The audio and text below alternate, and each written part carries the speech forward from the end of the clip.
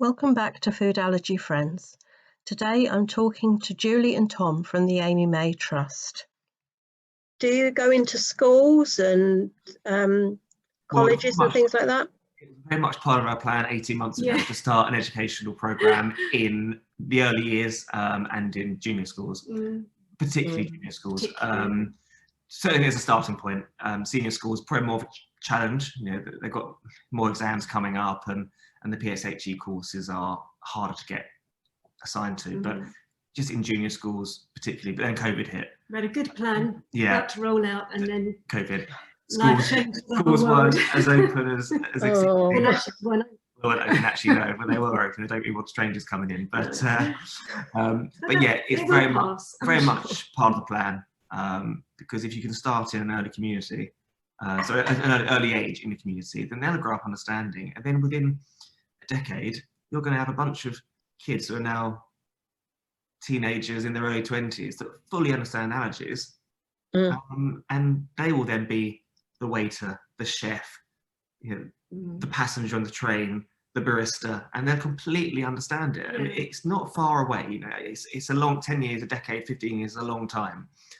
But in the big picture, it really isn't. And I think within that time frame, allergies will be understood like celiac is or veganism is. It become one of the norms, hopefully. And of course, it isn't just about the person with the allergy you want to sort of impart that message, do you? You want all their friends, all the teachers, the mums and dads of all the friends. It's everything. The education side is critical, isn't it? It is, because you hear of cases where children will throw peanuts or cheese at allergic children, and they don't understand the severity of it. But if you can get in there when they're young, and I think as well, like when children have parties, for the one with allergies, it can be quite difficult. But if they're included and the person who's having the party can make sure that it's all safe. Yes, because you don't want it's including them. Absolutely. That sense of being excluded is so sad, I think, particularly when, well, all through your life, let's be honest, nobody likes that feeling, but particularly as children when they don't understand, it's horrid, isn't it? Yeah, it's offering reassurance, isn't it? It is, yeah. And that's what we found so interesting when we had Amy's interview on this morning, which was, so the trust has started in 2015, a year after Amy's case. We decided that we needed to do something, but it wasn't until, I think it was 2017, Amy had the big interview on this morning. And from that point, we really saw a change in attitude towards allergies. We were at home, we were watching the interview, and we were looking at the analytics on our website, not really knowing the extent to which people understood allergies at all. And the numbers rocketed, and the response was completely far and beyond something we ever imagined. It was incredible, and it really showed people want to take this seriously. They want to understand it. They want to educate themselves, but it's not necessarily something they've come across. I think we were certainly part of the picture that kick-started that. I think Amy's case was one of the few cases which certainly contributed to that. And I think now it's not uncommon to go in a restaurant and they ask, do you have any allergies? No, whereas before they didn't ask that. I don't think it was us being blind to it pre-Amy's case, but I don't think they did. It's much more the norm, isn't it, now? It is certainly growing in that, yeah. Do you think it helped with the raising awareness, the fact that Amy was, excuse me, was part of that production team before her incident? I think it helped with the introduction, definitely, and ITV were really, they were very supportive to all of us, weren't they? Yeah, very much so. You know, absolutely can only praise them for that, and they were very keen to include her. They used to invite her back up to the studios, didn't they? Not to go on television, just to be with her colleagues. Really, really nice. And they all still talk about her as their colleague and their friend, which is lovely. And they were willing, weren't they, to spread that awareness.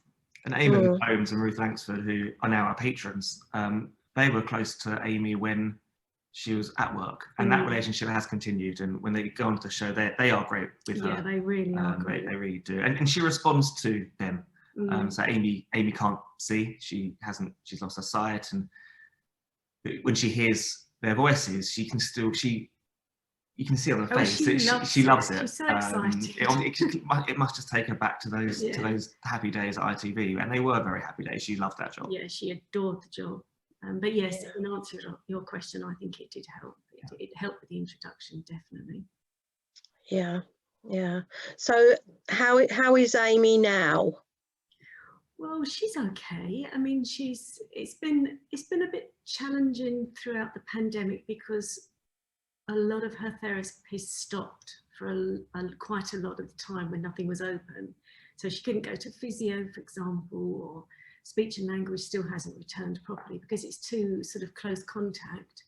The physio isn't back opened. I think what it has proven beyond doubt is how critical it is that she carries on the therapy, because she's uncomfortable, isn't she? To put it simply, it creates a lot of comfort to her to have that physical comfort. What a lot of people are, naive is very much the wrong word, because we were all naive to it before Amy's case. They don't understand is when someone is brain injured, they can't move their bodies, so it's extremely painful for them because their joints stiffen up, which is why you often see people with brain injury in certain positions. It's because it's like a crystallization in joints, isn't it? And it's extremely painful to try and undo that and to get that movement back. And the way you get that movement back and you make someone more comfortable is through physiotherapy. And regular physio. And regular. It's got to be like clockwork every few days. And as Mum just said, through the pandemic, when we weren't able to do that, Amy was just progressively going into more and more pain because she just wasn't getting the movement that she needed. She was getting movement that her carers give her, and you can do while you're bound within the 4 rooms of your home, but it's not the same. No, it isn't the same. But she's gone back to that, and they've been very lucky in their household. They've thankfully all escaped COVID, so that's a blessing. But touch wood, yeah, touch wood. But she has 24/7 care, and around the clock team that's involved with her care when she's home. She's home with her mum and dad, which is good. Yeah, but of course that all comes at a cost, doesn't it? Yeah, a huge cost. So is there a fundraising side to Amy's Trust that is to help her personally? Yes, and the family, of course. Yeah, without doubt. I mean, we've always paid for all the therapies, for example, which are costly in their entirety since this has happened. Even things like, for example, the vehicle that they transport her around in, the Trust purchased that. Because that was the first big thing we purchased. That was the first really big thing, which was great to see, wasn't it? Yeah, because without a car, we had to use one that was part of the care facility Amy was in at the time. So you're hiring it, you're paying costs out for that. And it's not always available. No. So you've got to work the hire of the car around the therapies that you've booked. So that was a really incredible thing we could purchase. As you say, that was the first big thing that we actually bought, wasn't it? And fundraising is a huge part of the Trust. The monies go into not only our work in education and to a small extent, but sort of the campaigning we do, but it does go into supporting and caring for Amy, which, as you say, the costs are huge and they're ongoing. There won't be an end to it. No. I mean, she has a good care package to allowed her to come home, which provide the care staff, which I think is critical. But everything else has to be funded. And, you've probably seen on our story there was no compensation to allow any of that to happen. So it's really been worthwhile, hasn't it? All we've done, we're happy to do it, and we're really glad we have, because it makes a difference. It really does make a difference. It's very much worth pointing out that no one, all the work we do, and we do a lot, it keeps us busy. We're Mum and I run it. It's only us two. We're remote volunteers. We don't take anything out of it. Absolutely, no costs. So we try and do as much as we can with what we are able to do in the time that we have. And think we've done quite well, haven't we? I think yeah, I think we've done.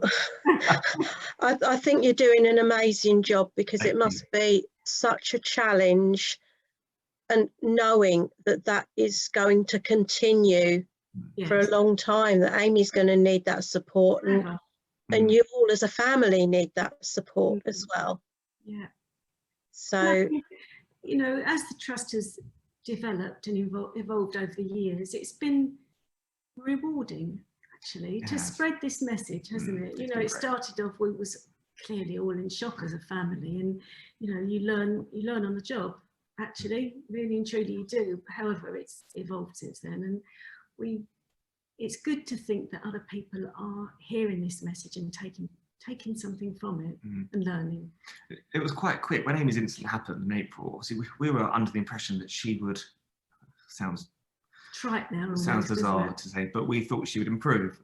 She was placed into 3 different levels of a coma, and there was conversations that she would come out of this coma, and understandably, or maybe not understandably, we assumed that meant almost back to perhaps normality. But it wasn't until she got back to London, and I was actually I remember it really clearly, I was in a London park, and my dad had gone to see her in St Thomas's, and he joined me and said, no, she is out of the coma. Because I was thought not led to believe by the doctors, and just my naivety of what a coma actually was, that you come out of a coma very slowly. Well, it wasn't quite like that, and the way she was is the way that she was going to be. But as soon as we got over that stage, we very quickly and independently thought, we've got to do something. We've got to, I work, but we've got to take up more of our time with trying to do something bigger than Amy's case, you know, help Amy, but do something bigger, and because this can't happen again. No one else can go through what we are going through at the moment. It just, you can't do that morally. You can't not do anything. No, you can't. And I think it really hit us, didn't it? Yeah. The shock of Amy's case, to even, you know, even her closest friends, naturally, nobody could have expected that to have happened. To see her as she is, you know, it was and it still is a shock to people, isn't it? It really literally every week we get people that react or comment, and so it is spreading that message is very important. It's a very supportive community. It is. You must have found that, have you? That it's a yes, allergy community are very, very supportive to one another, I think. Everyone wants to oh yes, I'm on several groups on Facebook and various other places, and everybody is looking out for each other. If someone's got a question or a problem, then you post it out there, and you'll get lots of answers back, and lots of support, and that is so important, I think, for everybody. Yeah, there's so many touch points. There's so many different places you can go. You know, whether it's Twitter, it's Facebook, there's websites, there's charities, there's phone lines, wherever it is. And I suppose there's somewhere for everyone. And people don't feel they're on their own, do they? That's the biggest thing, I think. That's the thing. Nobody needs to feel they're on their own anymore. Years ago, it was very different. But now awareness is growing, and hopefully through this, more people will become aware through the month of May, and hopefully that will go on and just keep improving the situation for everybody. Absolutely. So, is there anything that that the public can do to help in your view, whether it's specifically for Amy May Trust or whether it's for allergies in general? I think the biggest thing they can do is to research allergies, understand allergies. You've got resources on our website. You can go onto our website and understand what is an allergy. You know, can you develop at any stage of your life? How many people have allergies? What are the signs when someone has an anaphylactic reaction? What is anaphylaxis? What to do? What's an EpiPen? How do you use it? It's so simple to use. What does it look like? You know, imagine if you were on the street and someone looked like they were having an anaphylactic shock, and they were on their own, and you saw it, and you think, I saw that a few months ago. I think that's what it is. Let's see if they collapse on the floor. Of course, you're going to call 999, but you realise they've got an EpiPen. How do you use that? It's so simple. Yeah, we've got lots of information on the site. I think that's the best thing they can do, is just research it. You know, wherever they want to start. If they want to start at amytrust.com, or they want to start on YouTube or on social media is to just educate yourself, and spend 20 minutes of your time, 10 minutes. There's so much to learn, you'll probably end up doing 20 minutes, and it could save someone. And it's the best thing that anyone can do, in whether you know someone with an allergy or not, because the chances are you'll meet someone, or you do know someone. You just they just haven't told you yet. You just don't know it yet. Yeah. And of course, as far as support's concerned, to us specifically, you know, when things open up again, if ever they're doing, these brave souls that are going to do a run or a marathon, we're always open to supporting their events. If they want to, that would be great. You know, take a look. You know, like all charities and causes at the moment, fundraising has dropped off a cliff, hasn't it? Because none of the events are taking place. Well, I'm an awful runner. Well, I can't run in my life really, but I put a bit of timber over lockdown, so I think I'll be doing something, that's for sure. Yeah. Lockdown hasn't done us any favours with the weight issues, has it? I mean, I know I've put some on, so I've got to start doing something. I think we've all done a bit of comfort eating over the last year. Yeah, and why not? There's nothing wrong in that. But hey, if they want to lose and they want to do it for charity, then brilliant.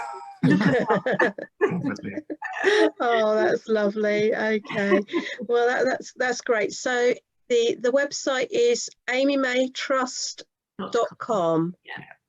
So if anybody wants to go to amymaytrust.com to support, to find out more information, then that would be great. That would be good. Okay, well, thank you so much both for your time. It's been lovely to talk to you. Great to chat. And it's great what you're doing. You know, every little bit contributes to the important big picture. So this is it. We've all got to pull together and do our part.